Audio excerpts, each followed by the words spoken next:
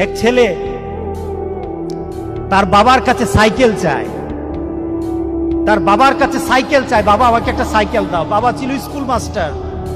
তো বাবা school master, তার বেতন কি, সে কিভাবে সাইকেল কিনে দিবে? কিনে দেয় না। ছেলেও নাসুর বান্দা, সাইকেল চাই কিনে দেয় না, সাইকেল চাই কিনে দেয় না। একবার ছেলে বাবাকে বলল, বাবা আমাকে সাইকেলটা কিনে দাও না।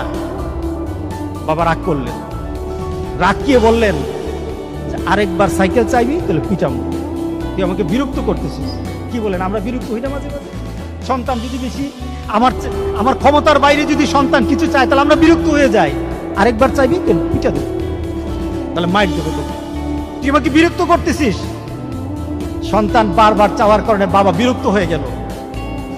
সন্তান কিন্তু রাসূল বন্ধু, সন্তান বাবার দিকে তাকিয়ে করুণ সুরে কাঁদতে